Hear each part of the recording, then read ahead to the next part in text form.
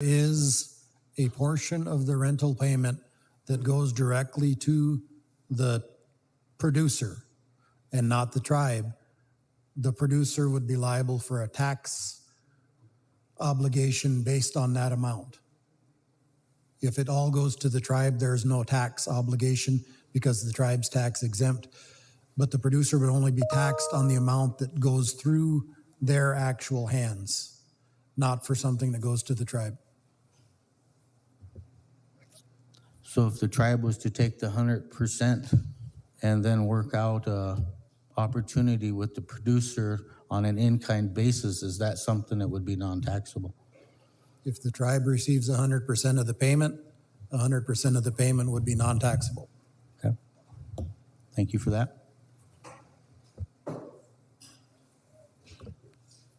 And just to mention, before I give the floor to the treasurer, Mr. Thompson, I think it's still in discussions, but perhaps we can take some of these funds. And the tough part right now is we have no funds. There's nothing there to really do anything with. So, and maybe that's a good thing, that we can design a future program to do improvements on our land, infrastructure, development, water, and maybe the program currently will pay half of the water resource development.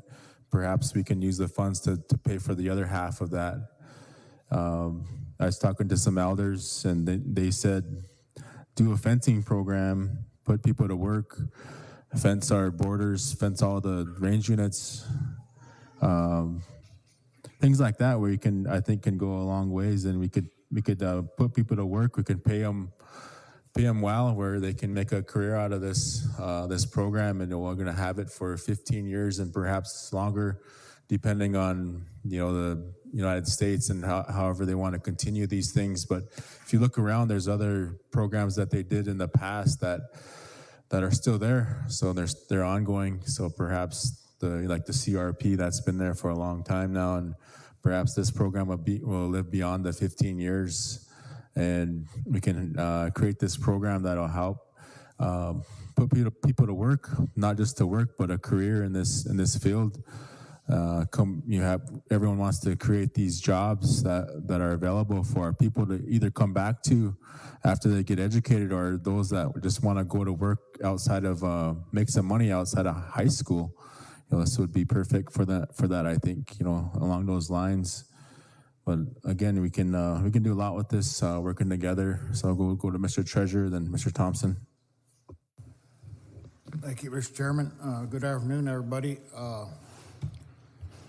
As the treasurer of the tribe, I believe it's my responsibility to try to garner the most money that we can off of our tribal acres in terms of this program. And we have roughly about 1,054,000 acres of land enrolled in grazing, either through range or farm pasture.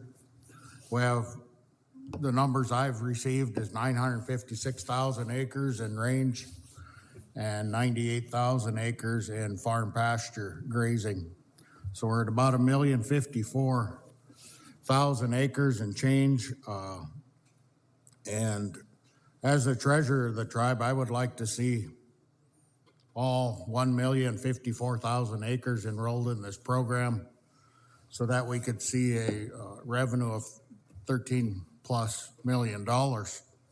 And council has taken the action to mandate that anybody that has a grazing permit will enroll these acres in that program as part of their permit. So does that mean, in terms of how we're calculating this, I'm guessing as you enroll, maybe your payment changes every month. So it's a program from October 1st to September 30th, and then whatever's enrolled at that point, the tribe would receive a check the following October. So is there a way that the tribe can automatically get these 1,054,000 acres enrolled October 1st of this coming year, and work out the individual agreements with those that are leasing these lands, so that day one, we maximize 365 days of collecting this revenue. And it allows the producers to trickle in there over a 3-month period and get these enrolled, so that we have every acre of tribal land eligible and grazing maximized with dollar value. That's my question to you guys, and then I have a few more questions.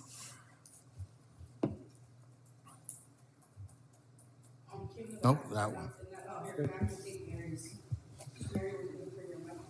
Got a battery for them, Justin? Kim, here you go.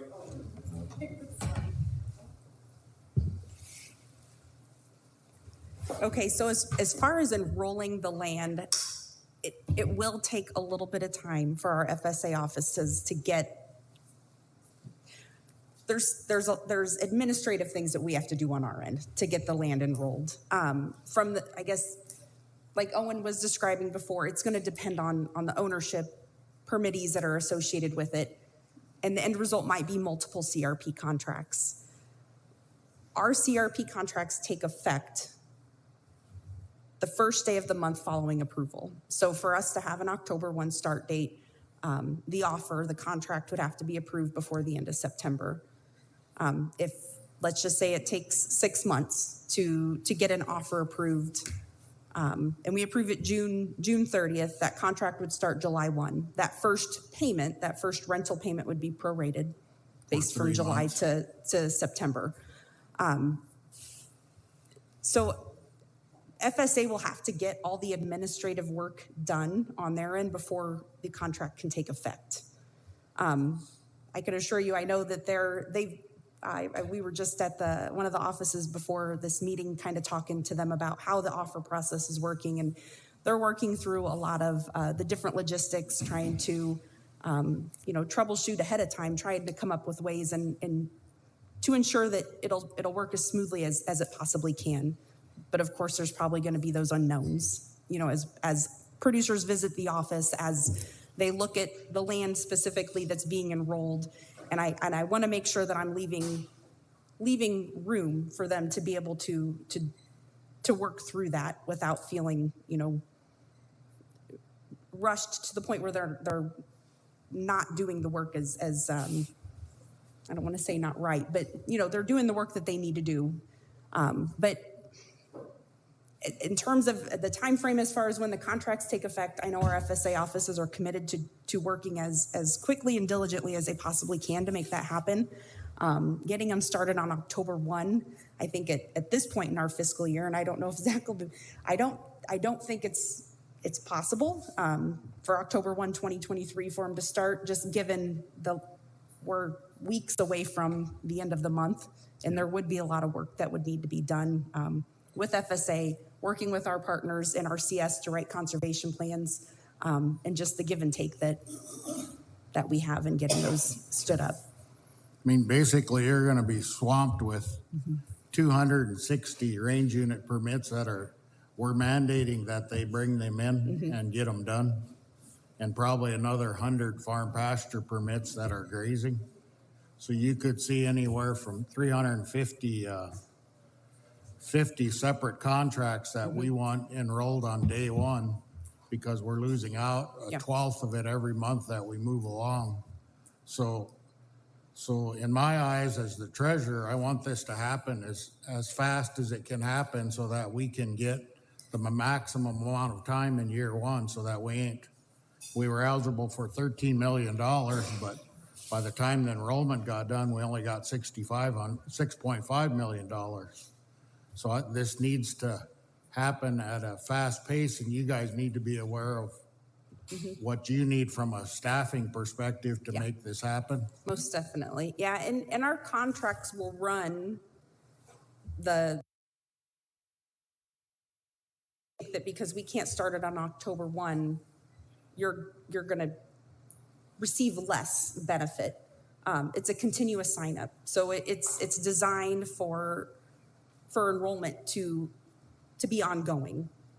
assuming we are able to retain our authority through the Farm Bill to continue taking enrollment. So if a contract starts on July 1 or it starts in October of 2024, we're going to still do the maximum. We can still do the maximum contract period, the full 15 years. The only exception might be, a mid fiscal year start date. We can never, statute limits us. We can't go over 14 or over 15 years. So if we start on July 1, we might have those situations where it's a 14-year and some odd months contract, just because we are not able to go over 15 years. That is something that the statute does limit us to.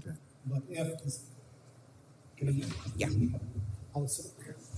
Here, you can share this. So, Kim, if the statute wasn't changed, then let's say we start in June of next year, the tribe would still receive the payment from October to June in the 15th year. It would still receive the back end of the prorated payment? No, all of our contracts end on September 30. End on September 30, okay? Yep. And that's what kind of puts us, Yep. backs us into that. So to Mr. Treasurer's point, the sooner we can get this land Yes. enrolled, the better. So we will commit to make sure that your local staff have the resources they need. If more producers come in, then we can serve.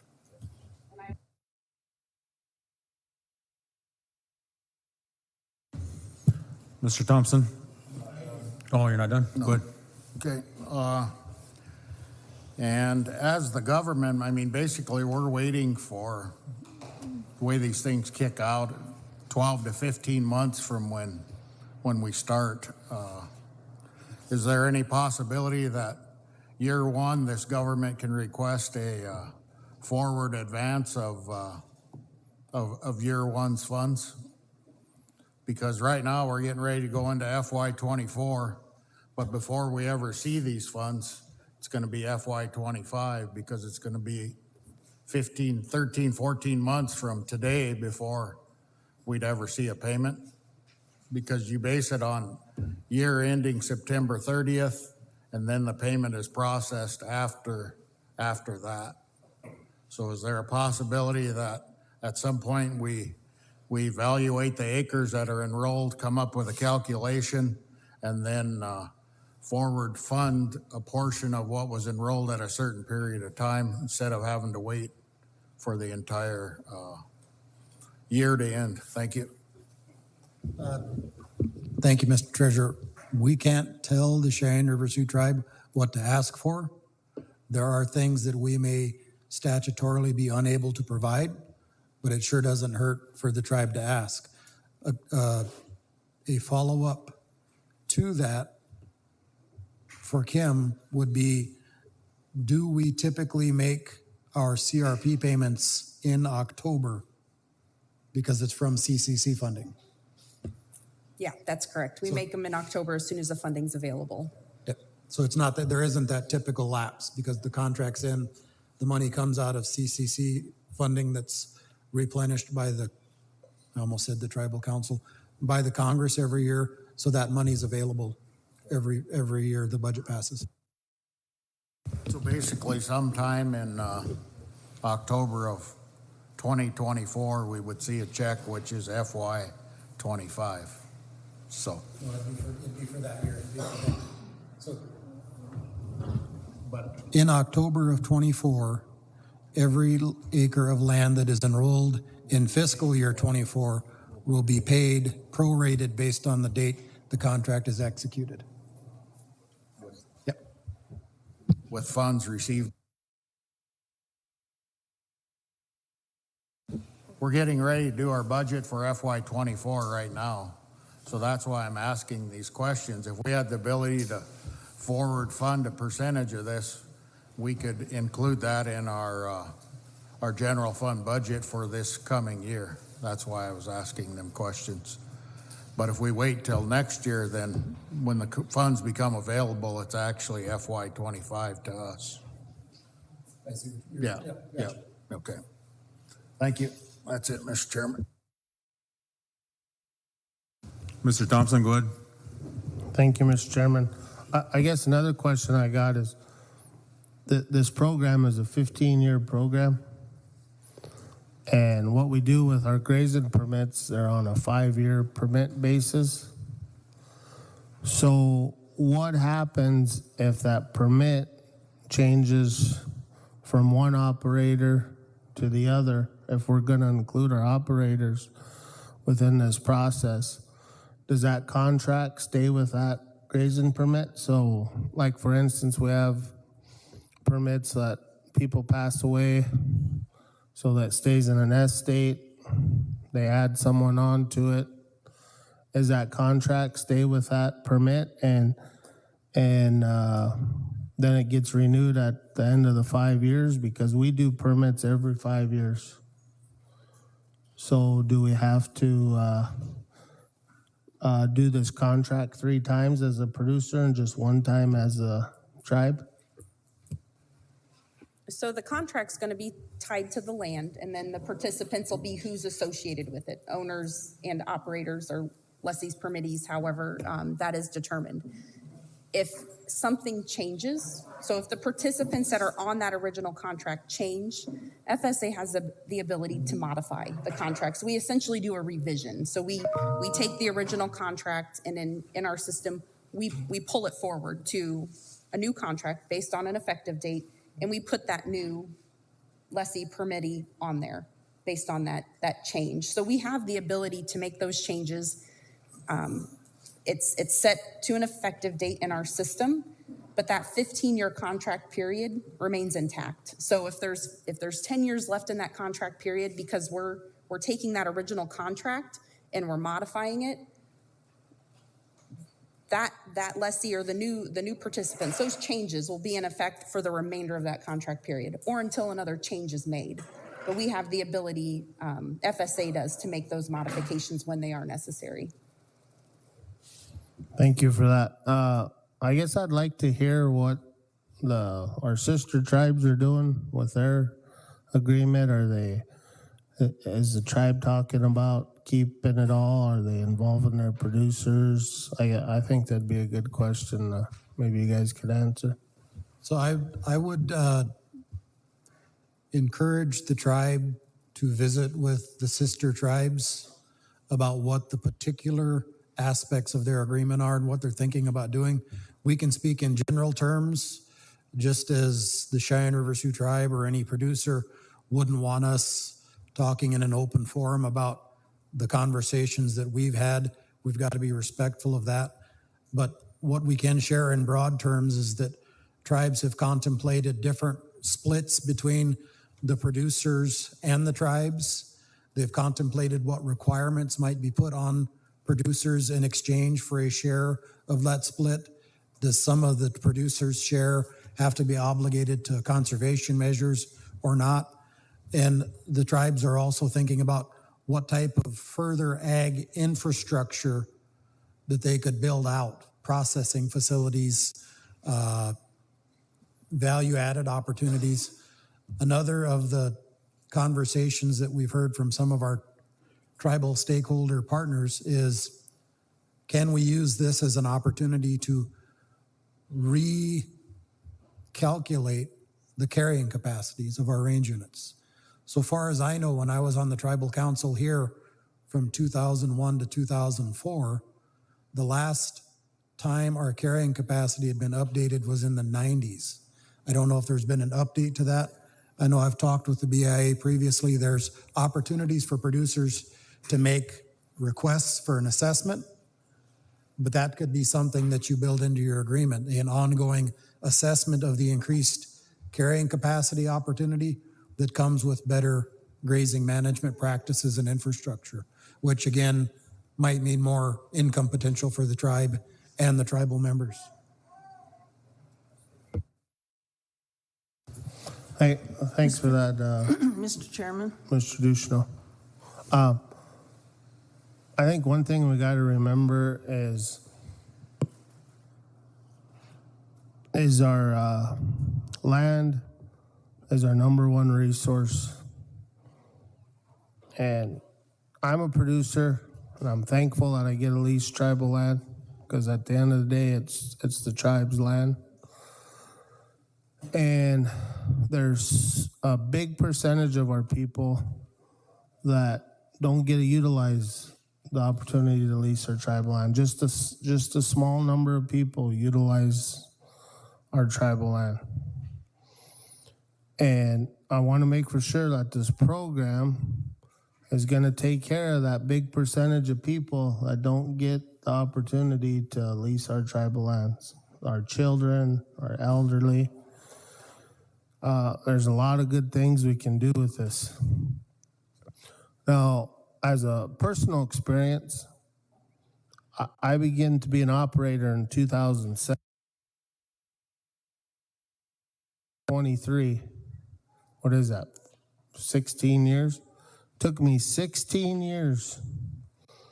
And I finally got approved for EQIP as a producer. So it took me 16 years to be a producer before I got approved for an EQIP contract. And I'm so thankful for it because I'm going to improve the tribal land that I lease. It's not mine, it's the tribes. I'm just making their land more valuable. It helps me as an operator, and it's good. So I'm happy as a producer being able to improve the tribe's land. I'm happy with that. There's a lot of producers probably don't agree with me, but I'm happy just improving tribal land because at the end of the day, it's not my land, it's the tribe's land. So if we're going to do this program, I'm okay as long as there's a program there for our producers can improve that tribal land. And it sounds like there is. There's a whole separate pot of money for EQIP practices. And I'd like to see a portion of that if the tribe takes it all, that project that producer wants to do is 100% paid, because at the end of the day, it's for the tribe's benefit. Saying that, me as a producer, I should still be eligible for all other federal programs. And that's where I would like to see this. I think if we, and I'm just speaking outside the box, but if the less signatures we got to have, the better off it is. You know, that's my feeling on it. Is I'm happy just being able to lease tribal land, and if I can improve tribal land with this program through the tribe, through the PrEP program, I'm happy with that. But if another program comes out that I can benefit off it as a producer, then I should be able to do that. That's my thought. Probably a lot of other people will differ with me, but as a young producer living on the reservation, it's tough. I don't even have rural water at my house. I don't have a water system. I have to haul my drinking and bathing water to a cistern at my house. I don't have rural water. And I'm okay with that. Eventually I might get the water, but until I do, I'll haul my water. But I love this place. It's a great place to live. I just want to make for sure this program benefits everyone, and I'm really concerned about the new farm bill comes out in a year, 2 years down the road. What if there's a better program in there for the tribe, but we already signed a CREP program? What if the new program, the new CREP program and the new farm bill is going to pay $26 an acre? You know, or what if there's better programs in there for producers and we're tied into a 15-year program, which it's a good program. It's going to benefit a lot of things. It's going to help a lot of people, tribal members, tribal land, lotted owners, individual landowners. But I just want to make for sure that we do it right, because my telephone is the one that's going to ring and ring and ring and ring, and I got to answer those questions. And I just want to make a sound decision when that time comes. I want to look out for the tribe, for its members, for its producers, for the, Ms. Hall says, the future generations. This is a big decision we're going to make. And I just want to make for sure that it benefits everyone. Thank you, Mr. Chairman. Thank you, Mr. Kessler. Mr. Moran. Thank you, Chairman.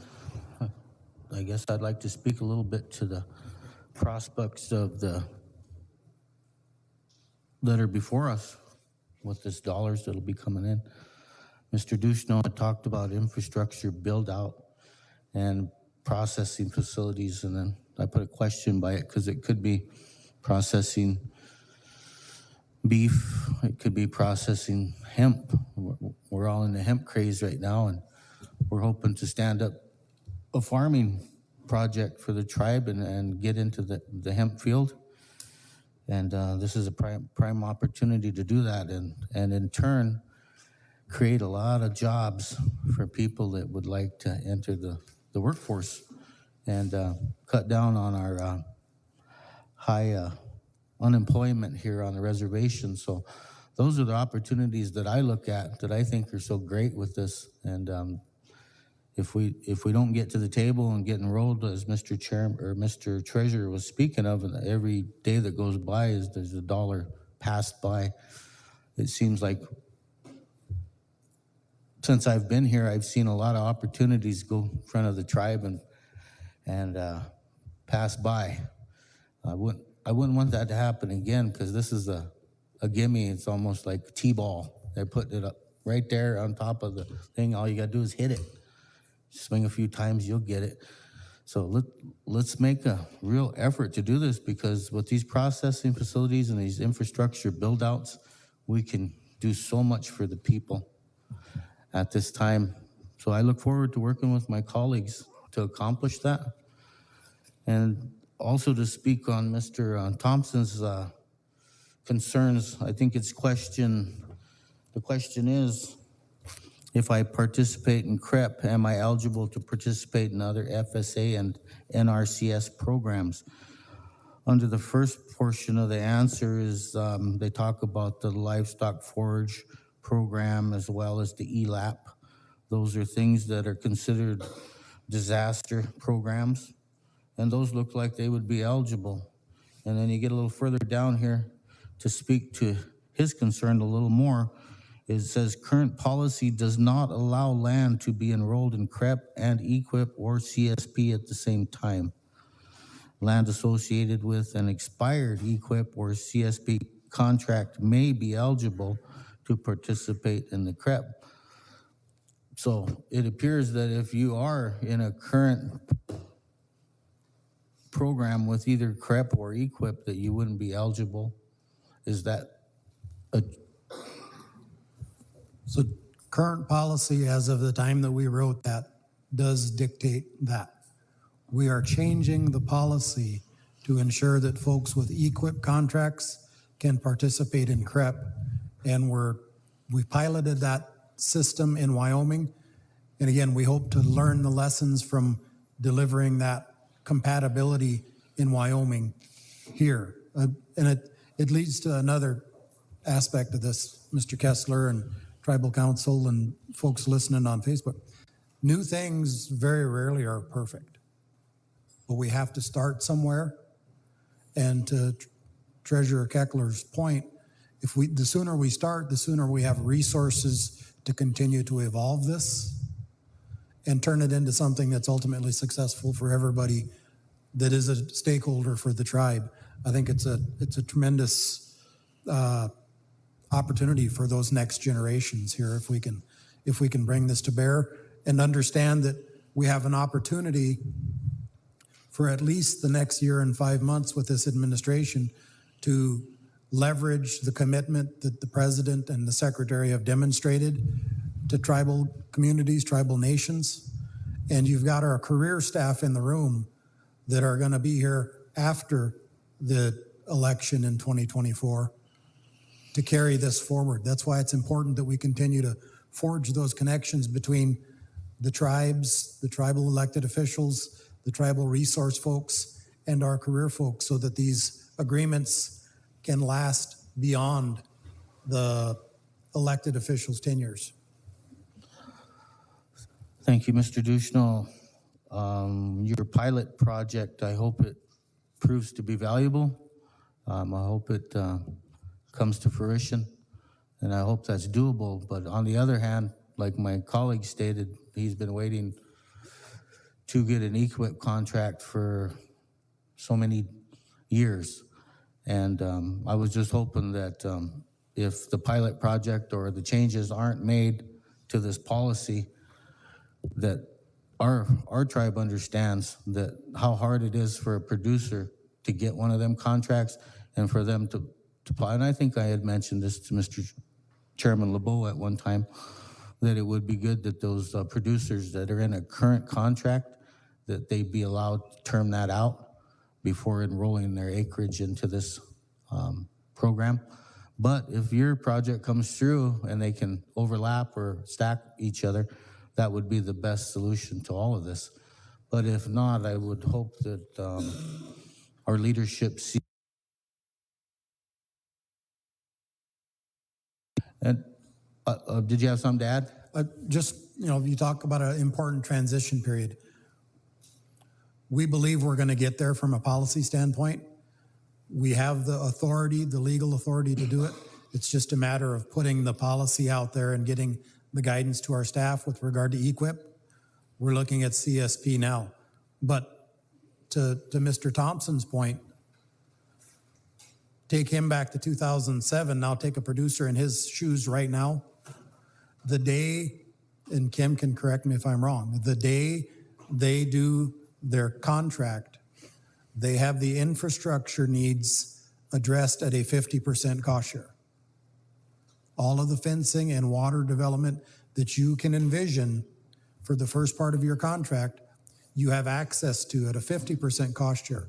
We're working to try to find ways to make our cost share more compatible with what is offered at the NRCS.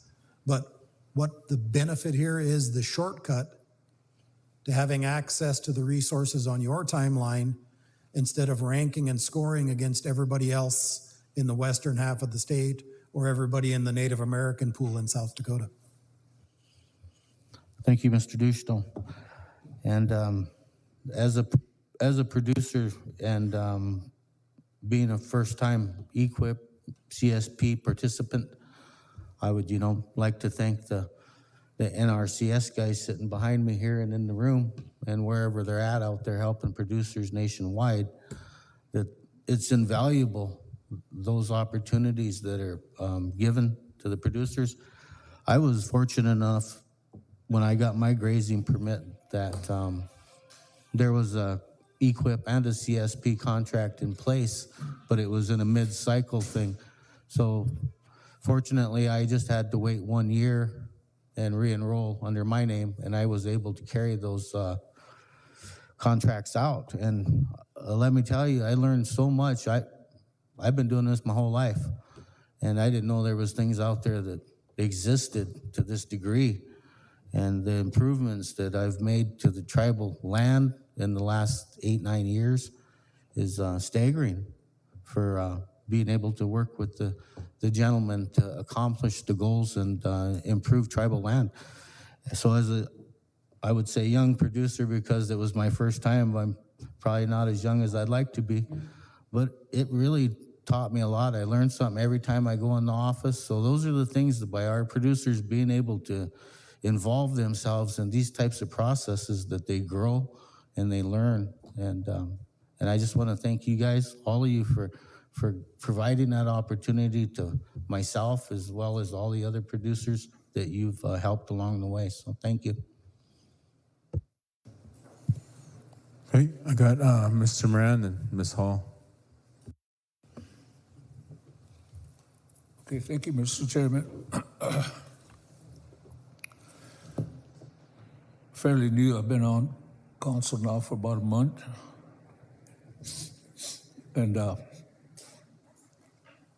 this discussion with the CREP program, I didn't understand pretty much what it was when they were talking about it last month, first part of August. Was nothing, I knew nothing about it, nothing about what the program was about, but eventually from the different council reps, I kind of got an idea what it was. And it seemed like, a real good program. I thought maybe, thinking about it, I thought maybe this is kind of sugar-coated because one of the big things that caught my ear was that there's a good amount, a sum of money that might come to the tribe. Usually, if we get monies here in big amounts, it goes to a general fund, and that money helps out everybody. Every tribal member has a chance to be helped with that, and I'm pretty sure this is probably where it's going to go.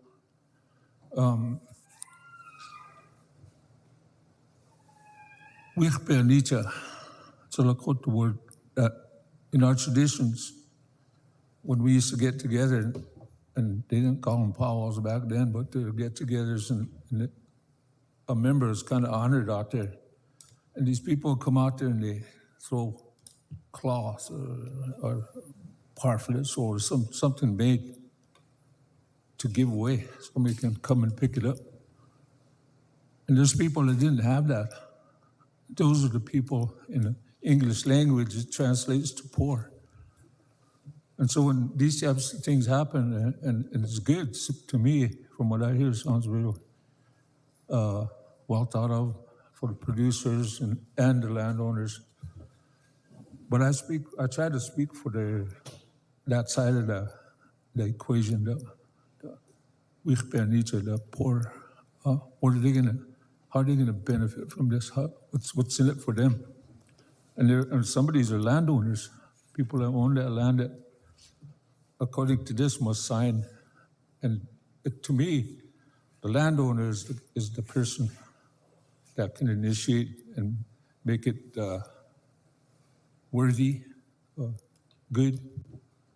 But also, when I was thinking about that part, I know in our history, there's always been a rift between our cattle producers and the traditionalist people, bumping heads at times.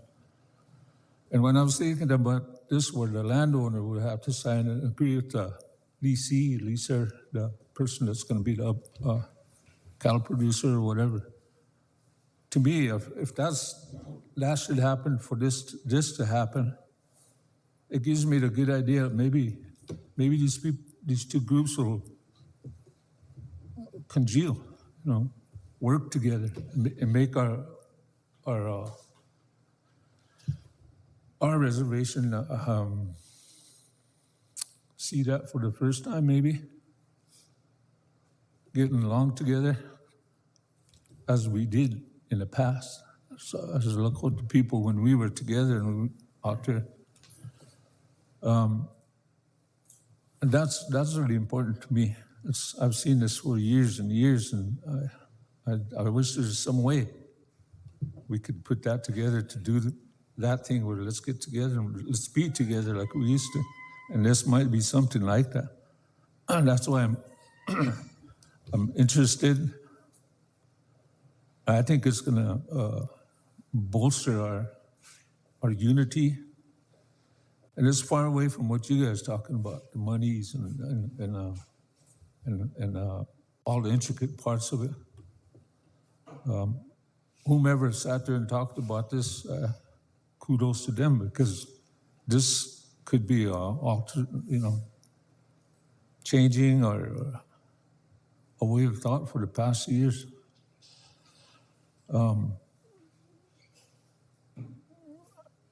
These individual owners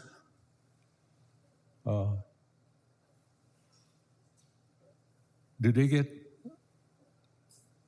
a check, let's say, or is it all pooled into one, like I was telling about the general fund? So the way the payment would be made would be to the landowner as they, so let's take the example of an individual landowner, not the tribe. That would be made to the individual landowner using the same methodology that's used for their lease payment. So if their payments are made to the BIA as the administrator of their lease, it would go to the BIA and then out to the producer. Would be my estimation, because it would be, say you've got a 160 acre tract that's got 52 different people on it.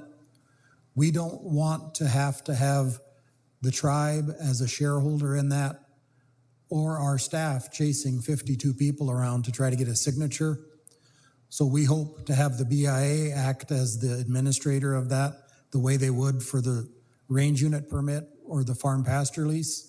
And then the payment would be made through that mechanism and distributed there. So our goal is to have the payments distributed along with the producer's lease, with the landowner's lease payments. I see. Yeah, I question that mainly because, as any other reservation, we live in abject poverty. Mushika, or poor, really poor. We look for the next day what we're going to eat and that type of thing. Electricity, and we shut off water, and we shut off all that we know of. But you mentioned that the Bureau could sign for a landowner, as in the past. There used to be some people that complained about that as well. Hey, I didn't sign anything. Who did that? Somewhere along the way, somebody signed for me, and that was a concern as well. So how that's going to be taken care of, I'm not sure, but it's a concern. And That's what I have, Mr. Chairman. Thank you. Mr. Chairman, if I may, Mr. Moran, you have my commitment as a federal official to work with the BIA to make sure that this works at the local level. I'll do my very best. Mrs. All? Thank you, Mr. Chairman.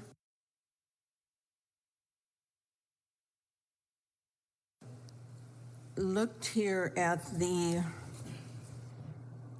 as the CREP partner, the tribe is responsible for contributing at least 5% of the overall annual program costs through direct and in-kind contributions to eligible participants. That's what your handout says. And I happened to go online and I listened to one of your webinars, Kim, is that your name? And I noticed that the report, that you have to do, the 5-part report, talks about in-kind support, financial commitments in part 1, and then part 4, it talks about field review description, field review findings, outreach activities that were performed, okay? And in that report, the producer would have to report on all those things. So if the tribe takes 5% of the amount, and I envision this is probably what we'll have to do, is establish a CREP office, if you will, at the tribal level that would help that would assist all of the producers and would do, technical assistance, help them with their management of their grazing plans, conservation planning, enhancements to the contracted acreage, make sure that they're following their plan, doing compliance and monitoring checks, all of that, and then doing outreach. And I can see, where talking about the program, holding workshops, about good conservation practices and utilizing, our USDA people, all up and down the line that would come in and provide workshops, training seminars, whatever, to our producers, to range unit holders. And we would put that all in. So one of my questions is, how do we quantify that? Because you do ask for that in the report. So how do we quantify that? Is that in number of hours, number of visits? Do we attach a dollar amount to that? Okay, that's one question. So as far as quantifying those in-kind contributions, yeah, you're on the right track. So the number of hours that were spent providing that in-kind service, tying that to hourly wage, salary. I mean, so if the tribe is employing a certain individual to carry out these activities, and they're to spend half of their work week or half of their time on administering the CREP, doing the different things required, that is half of their salary, half of their time is what you're using to quantify or to put towards that in-kind contribution. Okay. And then, of course, I mean, if there's outreach events, if there's costs associated with the event itself, in addition to the individual's time spent doing those activities, that too. So, I mean, what we're looking for in terms of in-kind contributions are just any of those things that the tribe is doing to facilitate and help support the administration of the CREP project. Just kind of help ensure its success. That's the type of things we're looking to capture. Okay, and I see photos too, that you would like photos of the different practices and so that you can use those, I think this is for my colleagues, that when we do that grazing code, I believe we're going to have to put some language in there that any type of practices that have been implemented, such as cross fencing or, for rotational grazing, that must stay, so if we do get at the end of the 5-year period, we get a new lessee, that they don't go in and rip up all that fencing, because I know the Bureau allowed them to do that. And so, I think we're going to have to put that in the grazing code and make that really crystal clear, so that the Bureau is on the same page as we are in helping to manage the land, because I don't think the Bureau has done a good job. They talk about this trust responsibility. I think they're just words to them, and they don't carry it out in my estimation. That I think they have, and I think we all know that. We all have run across that dereliction of the fiduciary responsibility that the Bureau of Indian Affairs, that Congress delegates to the Bureau of Indian Affairs. So, Congress thinks these things are happening because they've passed a law, and it's been their intent of Congress that these policies are going to be carried out. And then you get down to the regulatory process, and sometimes that law is weakened through the regulations. And it's not really the way that Congress intended. That's why, we go to the oversight hearings, so that we can tell Congress this isn't working and this is why it isn't working. But anyway, so I think we need to be crystal clear when we do that grazing code, that we put this language that these practices then will not be, that they're going to stay, with the land, just that, like I said, the fencing, that it's not going, and, we educate our people on these practices, rotational grazing, for example. I had that explained to me about 30 years ago, and by Ellen Savory, And he said, it's like a banquet. You know, if you go to a banquet and you see all this food on this banquet, you're going to gravitate to the food that you like. And you're going to eat that first. And then you're going to leave the rest. It's just like that with our grazing animals. That's what they're going to do. And so when you do the rotational grazing and you set up the cells and you move the cattle from one cell to the next, of course, they're going to go to the grasses that they like first. But then, you know, you have them in there for X number of days, they're going to get hungry and they're going to eat those other grasses too. And then you move them to the next cell and the same thing happens. But the thing is, you know, they're eating, they're consuming all of those grasses. And so, you know, those are the practices that help to decertify Africa, you know, and it can happen here. So I had those questions about the report and how we do the in-kind. And I really think, you know, I really want our producers to know that, like Mr. Moran's, Council Representative Moran stated, you know, that we can work together, the landowner and the producer. You know, there doesn't need to be these ill feelings. You know, I talked about the equity, you know, as Lakota people, you know, we have a responsibility to be good stewards of this land. And so we have to do that. We have to do that for the ensuing generations.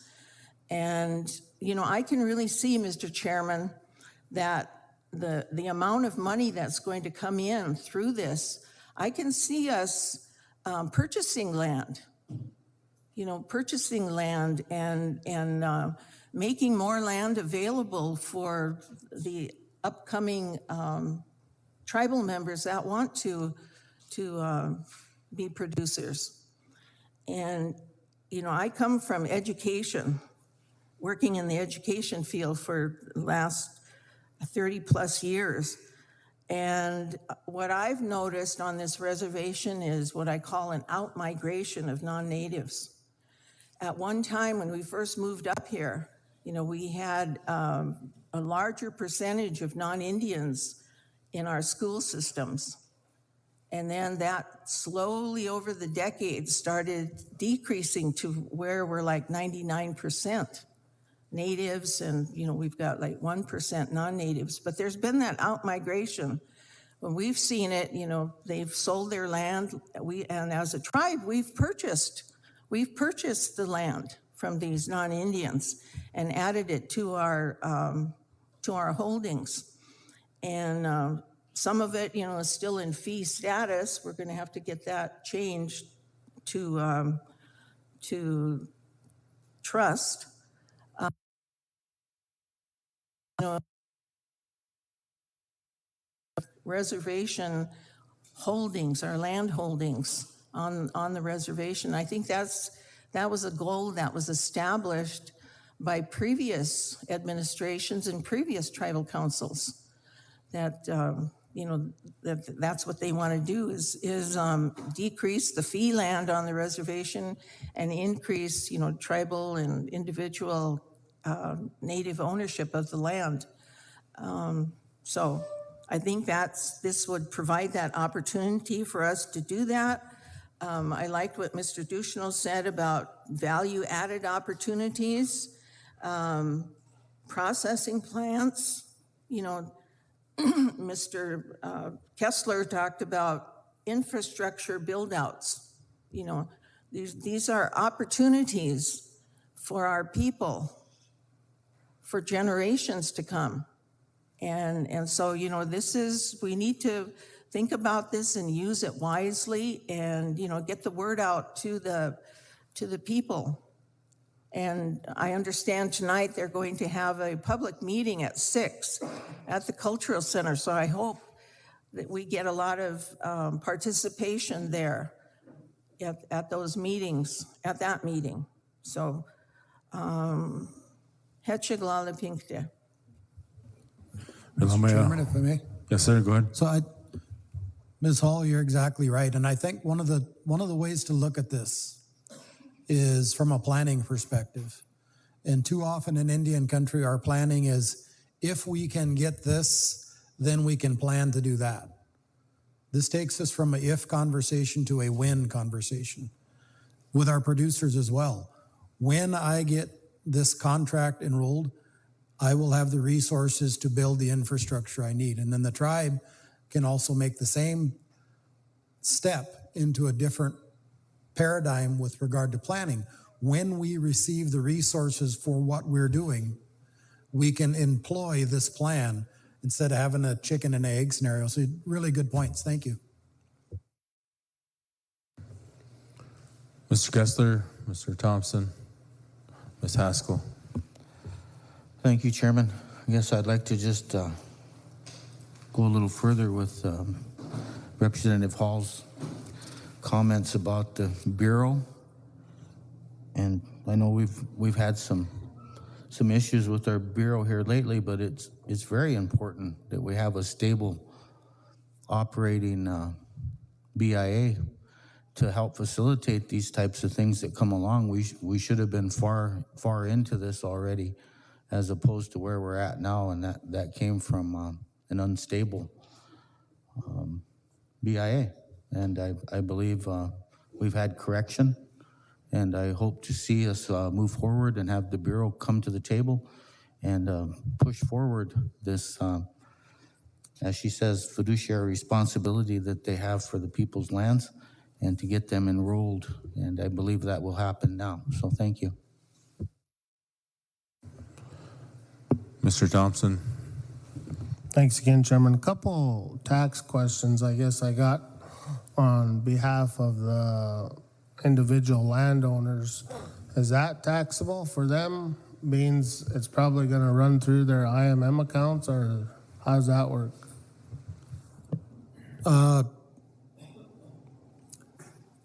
I'm not a lawyer, but that would be income derived from trust land, so should have the exemption on taxable status that any other income derived from your trust land would.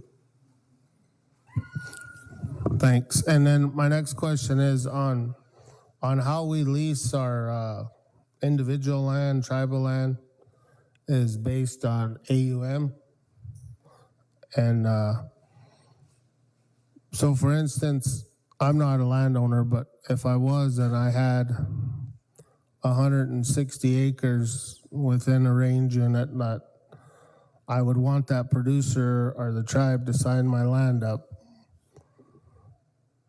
Am I going to get, is that landowner going to, and I think they should, I think that landowner should receive 100% of that payment. So that landowner is going to get $13 per acre, or are they going to get $13 in AUM? So this program, and maybe it's important to step back away from CREP and talk about what CRP is. So CRP, really, there are three buckets of funding. One is the rental for obligating your land for the term of the contract. The other is an incentive payment to do some things. And the third is cost share to help develop the infrastructure that's needed to do the things in part two. So what you're talking about specifically is that first bucket. That's the rental payment. That will go 100% to the landowner based on the tribal council action that I saw. And that will be in a per acre basis, $13 per acre. Okay, and then my next question would be, I was told that if I'm an individual landowner and my land is not in range unit status, I would not be eligible for this program. I would have to go sign my land up through the CRP competitive program. I would say that you need to have different people telling you things because that's not correct. The tribe, yes, In a aspect that is correct, because if the tribe enrolled 1,054,000 acres, that leaves no room for people like myself as a landowner to enroll. I think this tribe's got a 1.5 million acre threshold because they were thinking of their individual landowners, Ms. Haskell. So I think we've got room there. If you're right, though, if the tribe had said it's only going to be the first million acres to the table, then there would be a challenge. But an individual who has land that isn't in a range unit or in a farm pasture lease, whatever the cases may be, they can enroll their land under the umbrella agreement that this tribe in particular has engaged in. So you guys have committed to 1.5 million and not just the 1 million, is that correct? I Okay. believe that's the case with this Okay, tribe's agreement. I actually was confused because earlier Kim said 1 million. So that then took me back to, if it was 1 million, the tribe enrolled 1 million, that then knocks our landowners out who produce on their own lands. Okay, Again, and let me reiterate what Kim said, this is a initial agreement. At any point in time, if the Farm Service Agency and this tribe agree to different terms of that agreement, that can be adjusted. okay, thank you. So, yep. Yes, go ahead. On the deal of you said there's a separate pot of money for equip, for the producers that enroll and crap. There is, NRCS has equip dollars that they deliver through their process. CRP has infrastructure dollars that we administer through our process. Those are the dollars that producers in CREP will be able to access. NRCS's money will still be in their control to put out through their ranking, scoring, or even their alternative funding arrangement process. And what's the dollar amount on that pool? Is it just it never ends, or The dollar amount of which, sir? but the separate part of the equip as enrolled in CREP, you can go get cost shared. What's the amount of that money? How much is it?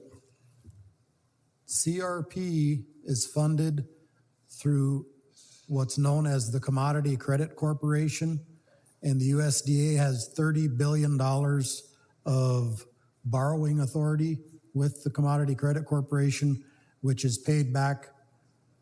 The losses are paid back by Congress every year. So up to $30 billion per year for CRP cost share practices.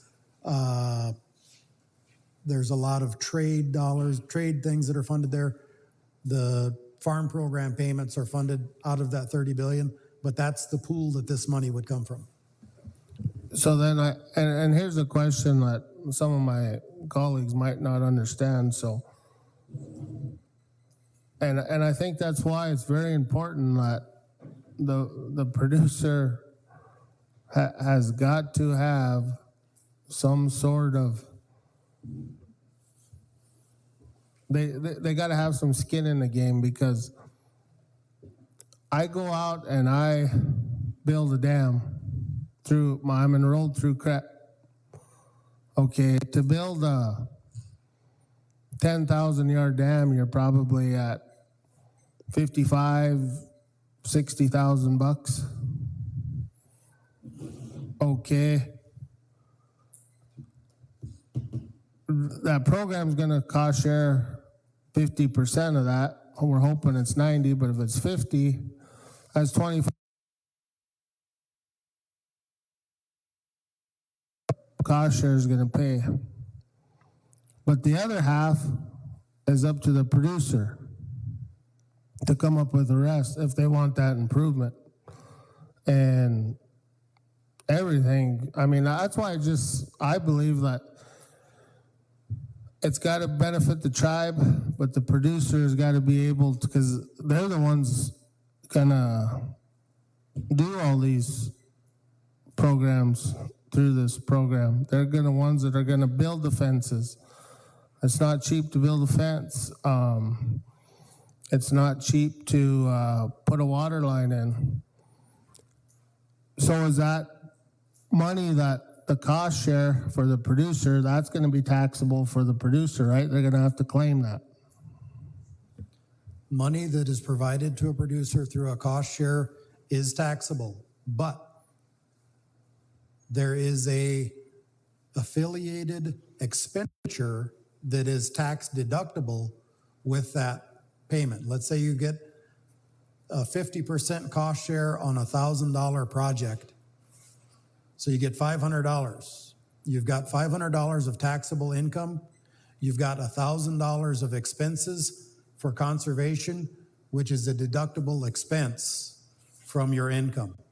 So the net is still zero or better for the producer because they're doing the conservation measure.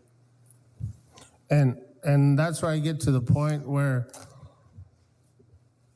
I believe, I don't think it's got to be 50-50, but it's got to be around the lines of 70-30 for the tribe and that 30% for your producers. Just the fact that you wouldn't believe the amount of money it takes to do these water lines, these dams, these new fences, these shelter belts. And if we don't have the producer have no skin in the game, well then it's up to them to pay that other 50% out of pocket. And when steel posts cost $6 a piece, they got to come up with $3 a post. And what does it take to put in a mile of fence line? 1,000 steel posts.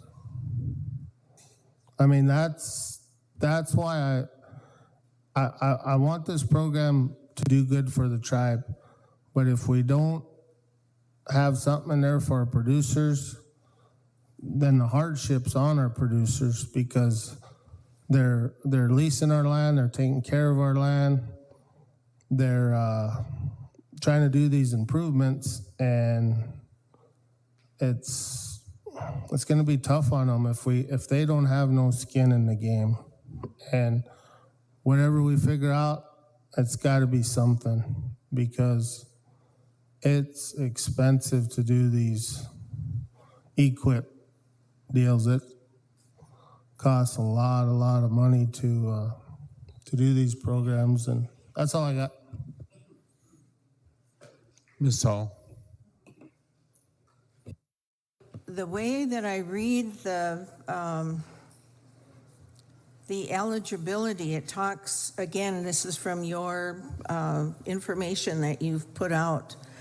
It states that you're going to cost share up to 50%. The feds will cost share up to 50% of the eligible costs to install the practice. And then the other 50%, it states that would come from tribal governments, would provide the balance of the funds, okay? And so that's why, like, if the tribe received the full amount, then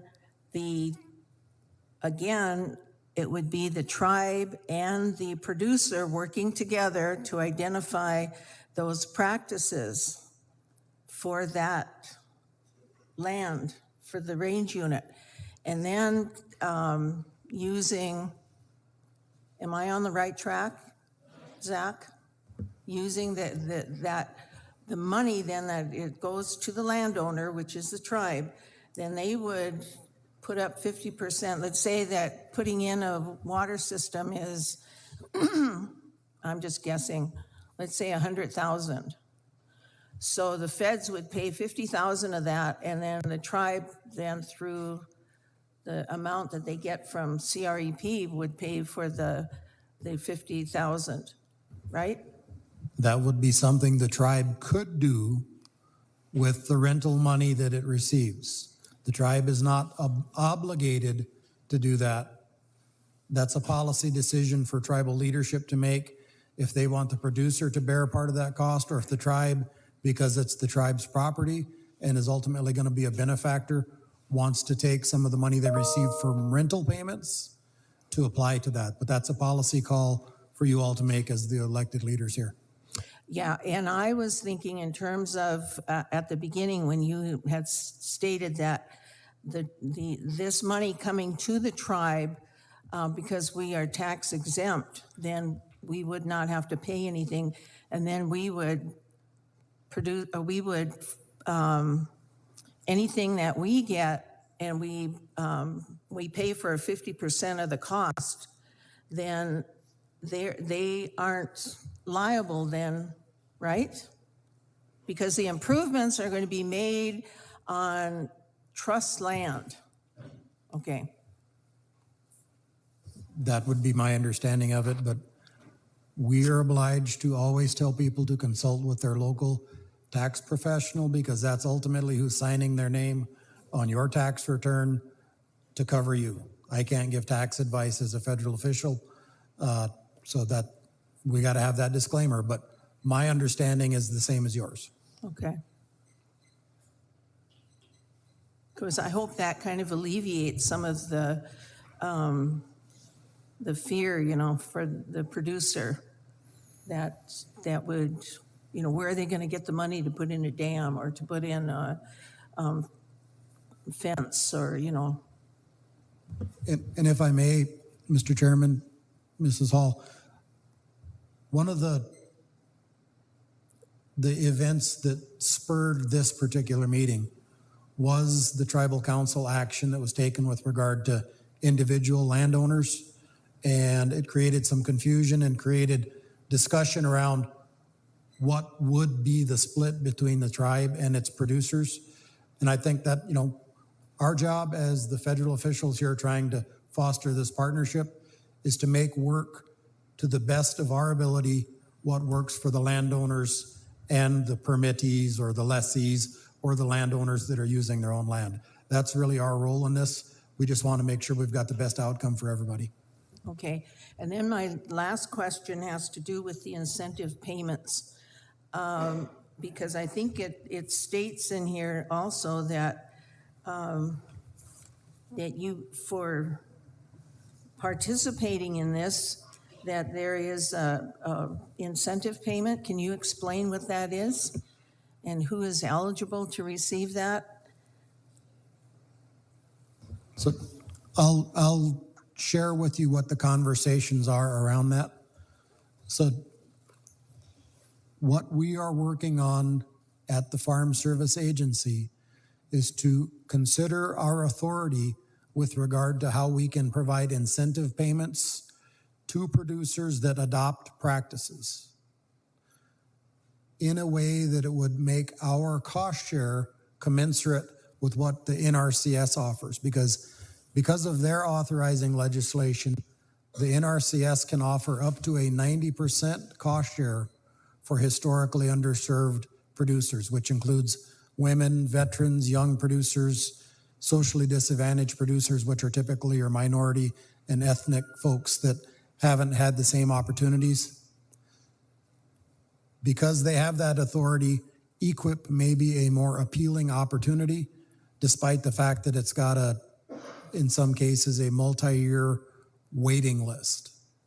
What we're working on trying to do is ensure if we have the statutory authority to provide an incentive payment that would make ours more reflective of a rate comparable to the NRCS, we do so and roll it out in these CREP agreements so that producers have that opportunity because they are in that underserved category. And Kim didn't cut my microphone off, so I think I'm okay there. Okay, Thank you. Thank you. Just a few comments, and it's my job as the chairman to enforce the tribe's laws. And previously, we passed resolution number 127, 2023 CR last month, I believe, or it might have been the end of July.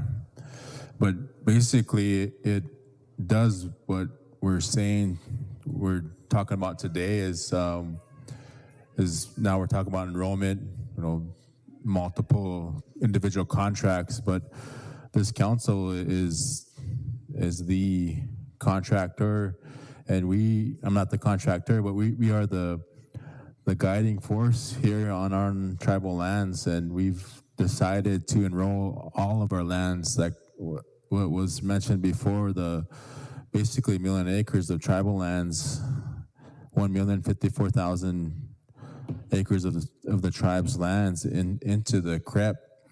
And it seems like, I'm not being critical, but it seems USDA is not up to date with the tribal federal relationship that we have currently, since the 70s, even later than that, I believe 638 law has been passed for several decades now, but yet I don't think there is a USDA 638 program or there one that mimics that relationship that tribes found success in other areas, whether it's health and education, but we don't see that today with USDA, and perhaps there should be some type of intervention done in that regard, because kind of this discussion is more for the producer right now than it is for our tribal council. And what we've said, Mr. Duchesneau and Mrs. Martin, is that Cheyenne River wants to be in this program and deserves to be. We approved the resolution, but yet we're still talking on the producer level that we need these enrollments to happen. We did that already with this resolution, and it is on the Bureau of Indian Affairs, and that's why we have them here today. And I've let Mr. Borland know that we need their management plans amended to include these deliverables that have CREP involved. And I really like the CREP deliverables, because to me it mimics what our buffalo did in the past. They moved around. They didn't stand in one piece of a pasture and graze it all down to nothing. They moved around. They were selective in the grasses they liked. So those are the things, and our people back then would manage it in such a way so it was a healthy prairie. They used fire. They used those techniques back then. They were the conservationists back then, because they knew if after the buffalo moved through the prairie, if they burned it back, that those buffaloes would return to those areas, because those grasses that they liked grew right after the fire was completed. So there's a lot of traditional ecological knowledge that we have that Ms. Hall had talked about previously, and Mr. Moran had also mentioned it. And so I really think that, we did want to bring you guys out to answer these questions, but what Mr. Treasurer said earlier, October 1, that's when we want this program to start. That's what we did with this resolution, and I can get you the copy of it. I got the staff making copies now in preparation, but that's kind of where we looked at it now. And I think going forward, we probably do need some kind of funds to start our own kind of tribal CREP managers department, whether that's under the land office or a separate program, or maybe it's one that works side by side, to ensure that this agreement is upheld, that this resolution is upheld for our people, and I'm not, again, I talked earlier about using the funds to help with infrastructure development on our range units, on our farm pastures, with fencing, with water resource, whereas the program the CREP program will already pay half of that water management, and perhaps we use our share to pay for the other half of it. And the erosion management, we have range units out there now that are just falling apart. There's cow trails that are now ravines, and they're just keep eroding. So, and there's nothing happening on that to fix those, address those that erosion that occurs. So perhaps with this money we can do things like that and do that restoration of grasslands and conservation of grasslands that's needed. But going forward, I do think we do need some kind of dollar amounts to start our own program to make sure that this CREP agreement is being honored, that our resolution is being honored, and so that's kind of where I think we are currently. And and I think it's a great idea to put our own people to work, basically rebuilding our tribal grasslands and range units and farm pastures, so that it says in these papers, so they're healthy. So that is a great place for our people to be at. But yeah, those are my comments on this now, and I'm glad that we're doing the community meeting this evening, 6 p.m. at the Cultural Center. We just ordered some more food just in case, because we don't know what the turnout's going to be, but we're looking forward to this. And otherwise, Mr. Duchesneau, Ms. Martin, I do have some phone calls that I gotta get caught up on before the end of the day. But I can turn it over to Mr. Vice Chairman at this time if he wants to continue on. I know Robin wants the floor too. So, Mr. Chairman, if I may, before you Yep. leave. So I want to make sure I understand correctly, the tribal council's intention with that resolution was to enter into a contract on all land that the tribe owns. yes. Got it. Thank you, sir. Yep.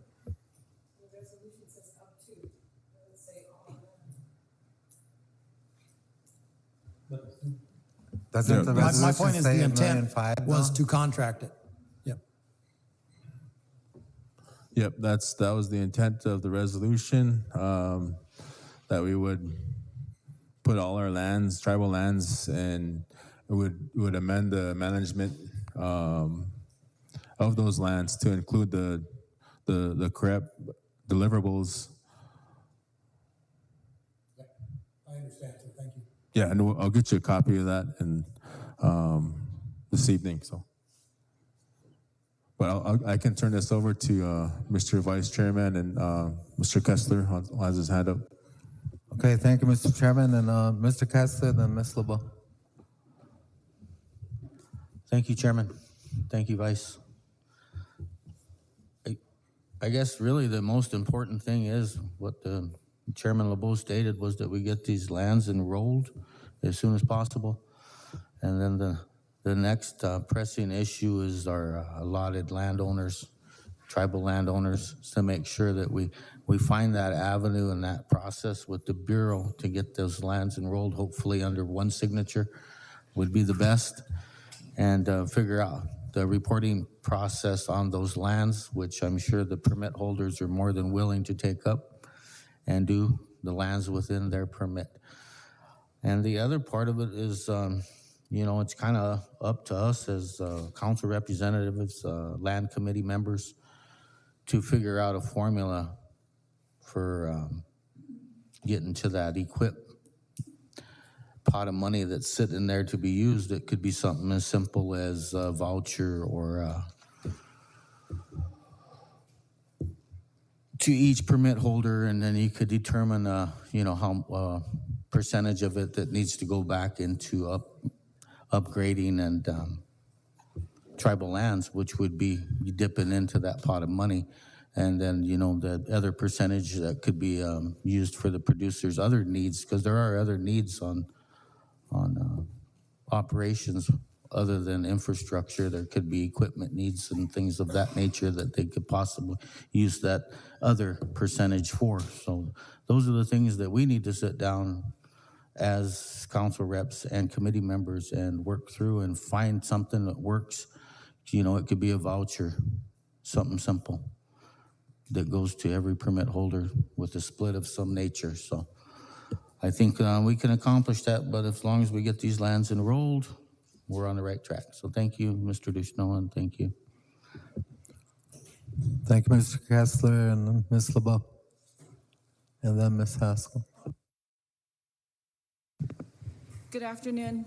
Good afternoon, Zach and Kim. I heard in the NRCS, general public, Mr. Chairman, Vice Chair, Secretary, whoever is out there. I'm not going to be here at the 6 p.m. meeting, but I just want to say that this is a very good plan for all those. As you can see, you're talking to a room full of producers. That's cattle producers. I'm a producer of my land. I'm a steward of that land. I've been stewarding that land for over 25 years, and your plan says individual what? There's nothing in here for a keeper of land like me. You're out here enticing your program to these producers. NRCS entices their programs for producers. I could use a shelter belt. I'm a mile in.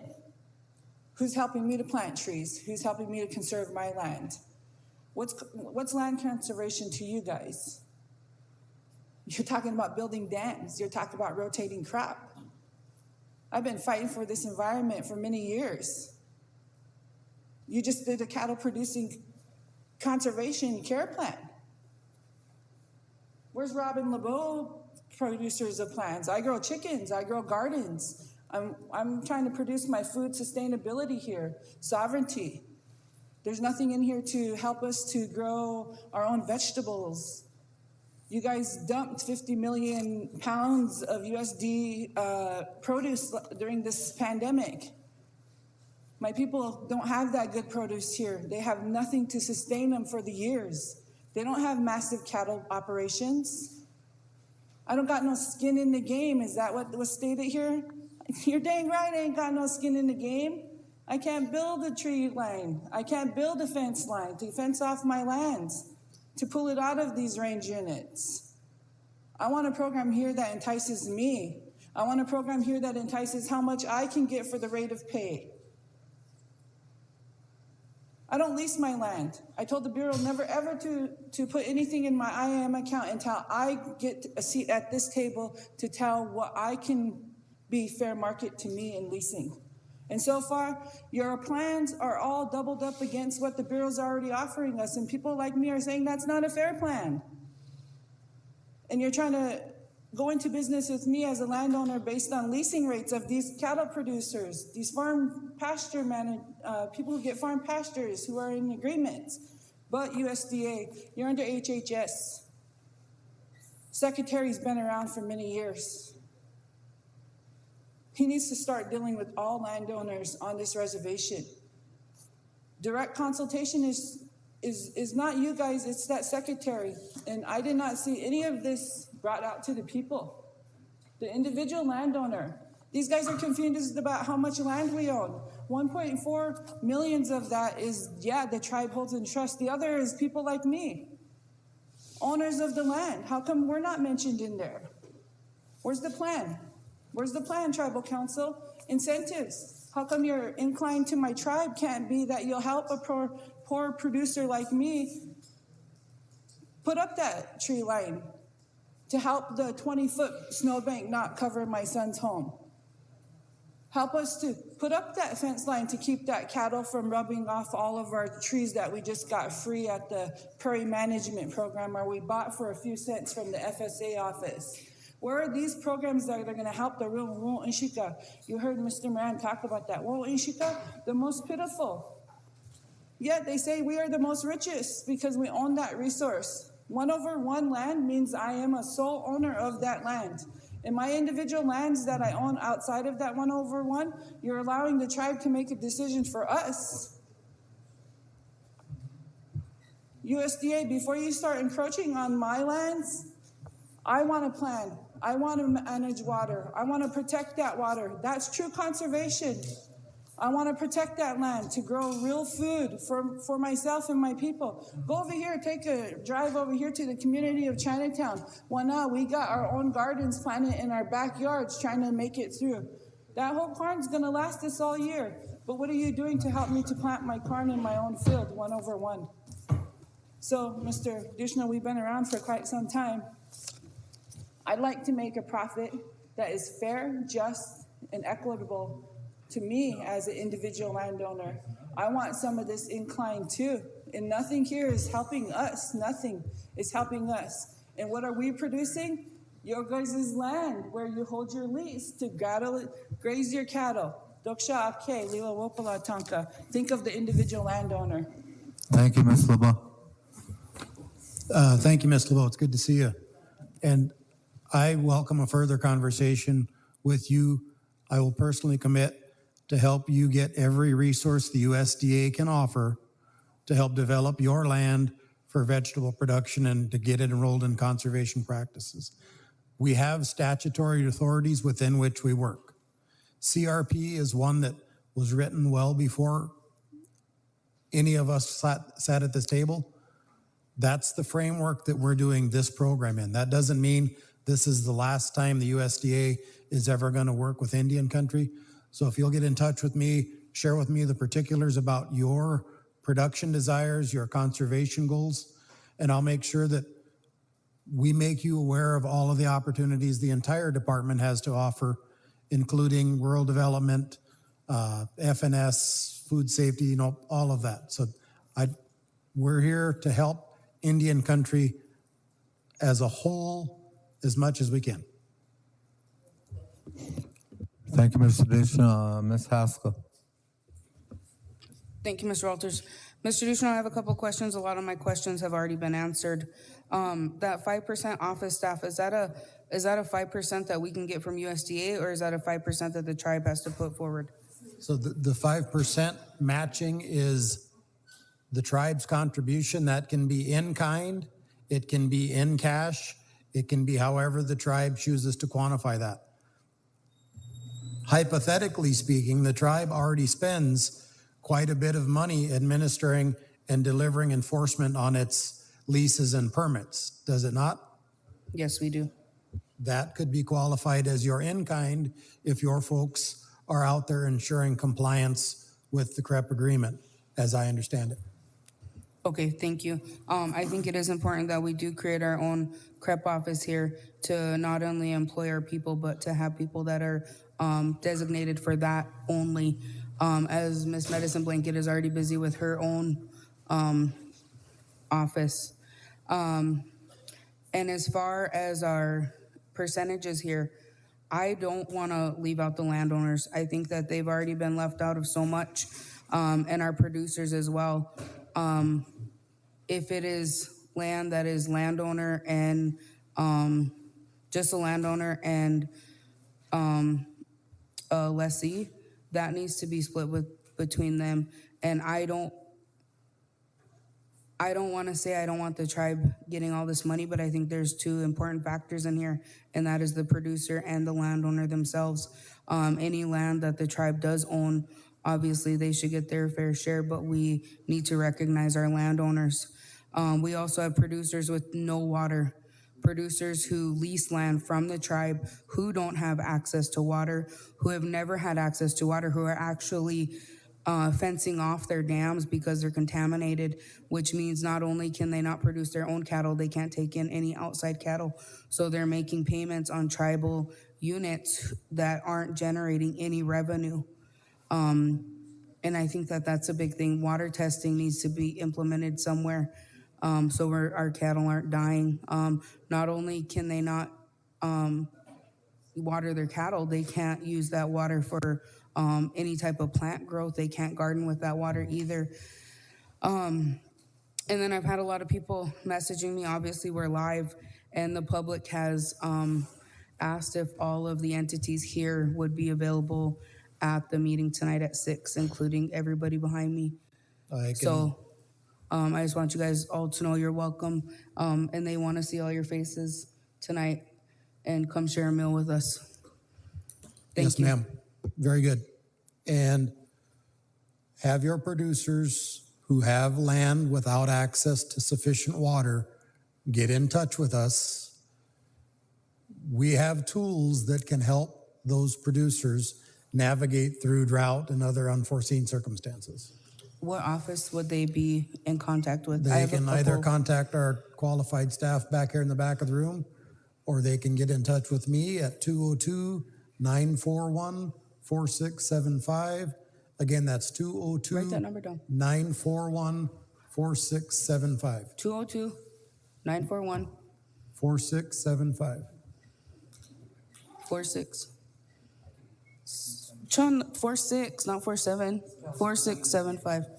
Okay, thank you, Mr. Duchesneau. I just have a couple that, I mean, they're in Yeah. bad spots. We got it. Thank you. You bet. Thank you, ma'am. Mr. Thompson. Thank you, Mr. Vice Chairman. You know, if you actually sit down and paper this out, this is an opportunity for this tribe to receive $292,500,000 over the next 15 years. You break that down as a tribal land of $1,054,000. That's $205,530,000. You do the rest, available acres of 446,000 allotted acres. That's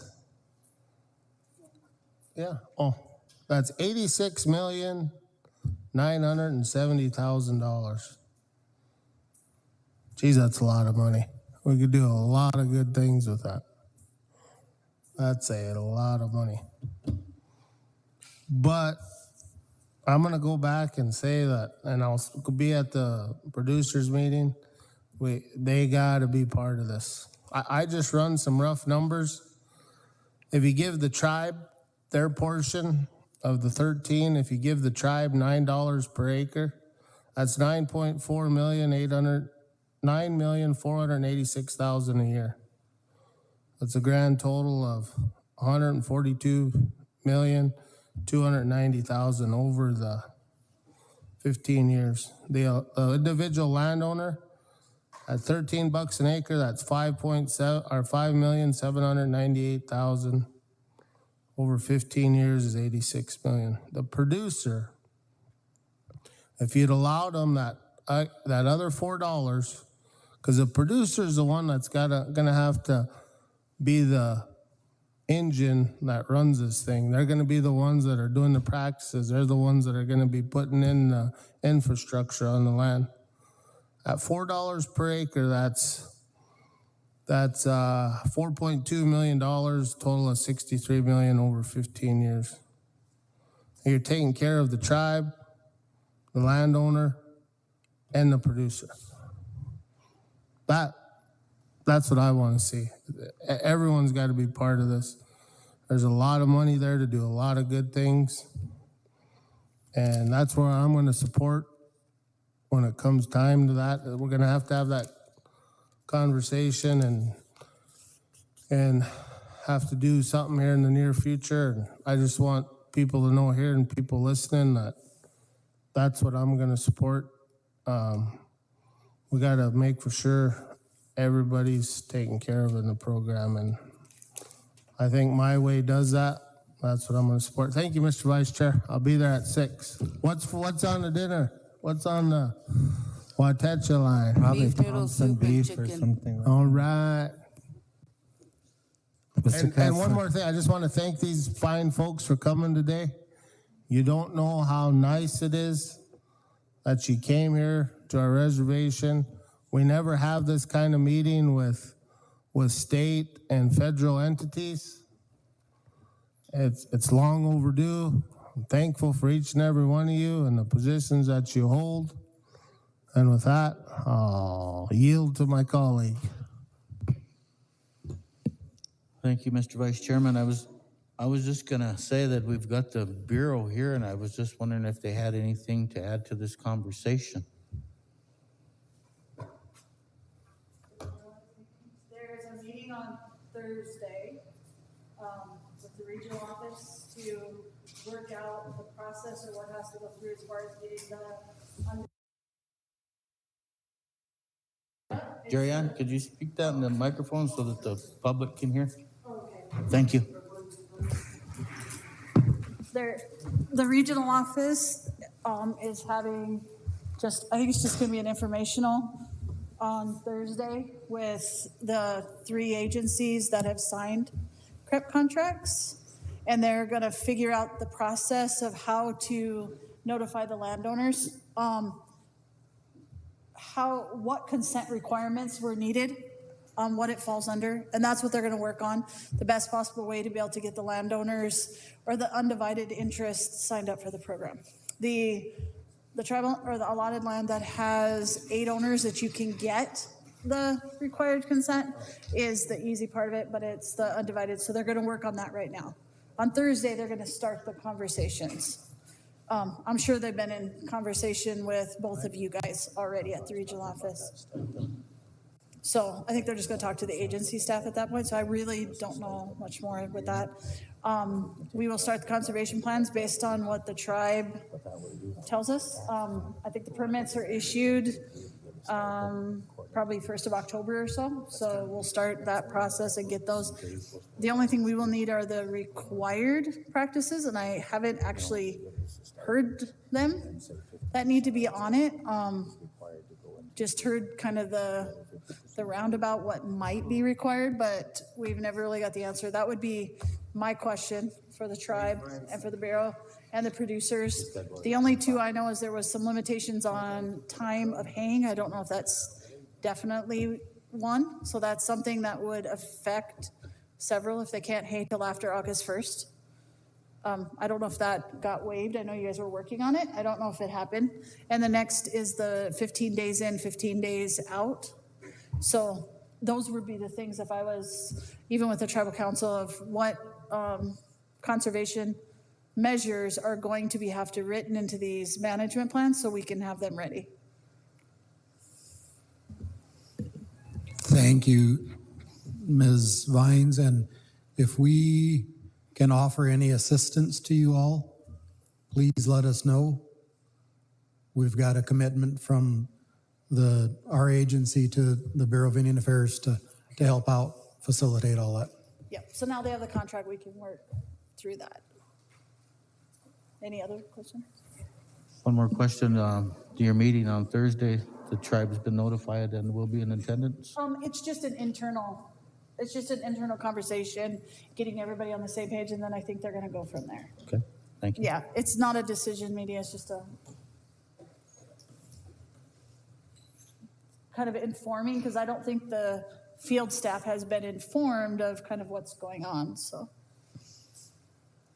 and then I think we'll come back to the tribe as the superintendent will come to the tribe. But just so that the landowners do know, it's a conversation to make sure that they are in the process and make sure that they are able to get signed up.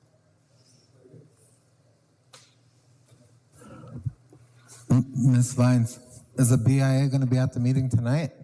Probably a good thing if someone was there to represent the Bureau. Yeah.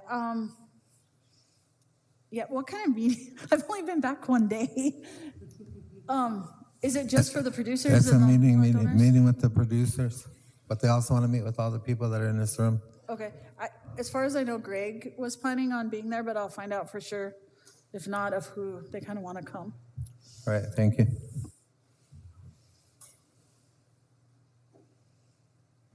If there's nothing else, I just want to thank you for coming and answering the questions that were asked. And, I do too. I too think it's a good thing, for the tribe and for the producers and for the people, the individual landowners. I think the BIA is going to have to help our individual landowners get enrolled into this program, so that's good to hear. And I guess that's all I have. And, have a good meeting this evening. Thank you.